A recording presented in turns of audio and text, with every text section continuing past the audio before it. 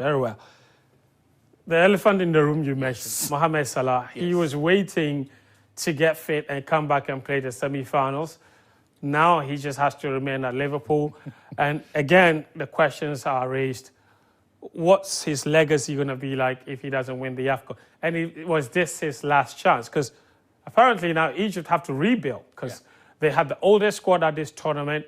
And it looks like majority of those players, yes, 28.7 or something like that. Majority of those players will have to be let go. A new crop of players have to come in.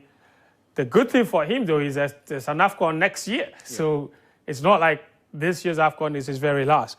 But what does that do to his legacy? He's now been to 4 AFCONs. This is his 4th AFCON. Yeah. His first one was 2017. And he's played in 2 finals. 2019, 2022, been to 2 finals in the process.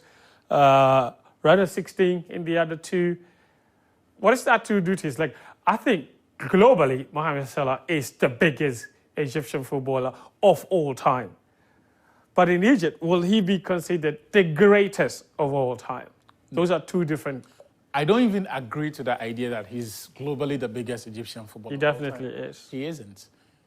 Yes. Because... Who would you put there? There are many ahead of him.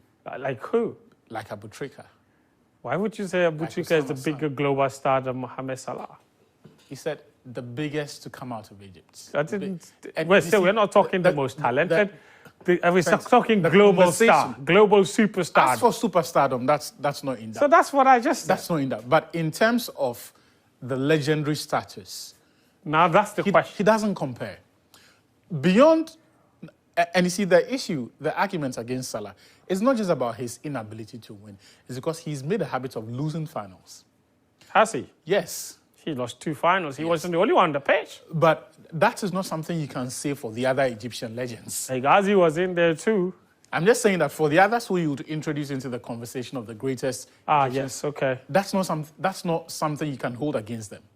Ahmed Hassan, Hossam Hassan. In the modern era, the periods when Egypt have not done well at the AFCON have been periods when Egyptian football has either plateaued or gone through a difficult time. So in the early 2000s, you'd realize that football on the continent, Cameroon, Ghana, were the powerhouses. So you had, from youth level, the Black Starlets, the Black Satellites doing well in the late 90s.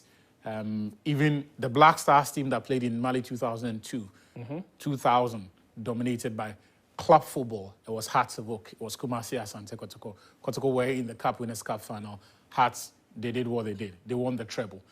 The other period when Egyptian football was a bit low was because of, I think in the early 2010s, because of the crowd disturbance and that stadium disaster. And so there was no football league for a number of years. And that was the period they did not do well. But when Egypt have turned up at the AFCON, they traditionally will do well. And they are key actors. And that, for me, is the sticking point. Okay. It is difficult to identify any great Egyptian AFCON winner who was not central to that success.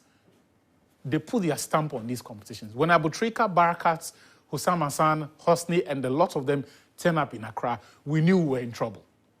Because between 2006 and 2008, they had owned football on the continent, both continent, in terms of international football and then club football. So when you talk about Mohamed Barakat, when you talk about Abu Trika, you're going to name multiple AFCON, multiple CAF Champions League winning as their accomplishments.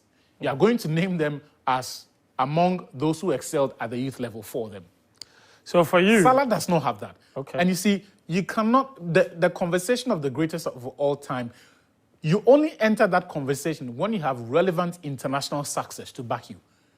If Messi had not won the World Cup, it would have been very difficult for Argentines because in the context of who did what for the national team, his name would not have appeared. But you know, there are people that still will debate that Ronaldo is better than Messi, even though Messi won the World Cup. So that international success, there are people that will still look at it and say, come on. Based on... those opinions will always be welcome. But I'm just saying that when you take the issue of which players check the box and why they check the box, when you get to Mohamed Salah, you will find too many question marks and asterisks. I see. Interesting. Today there are two games. Cape Verde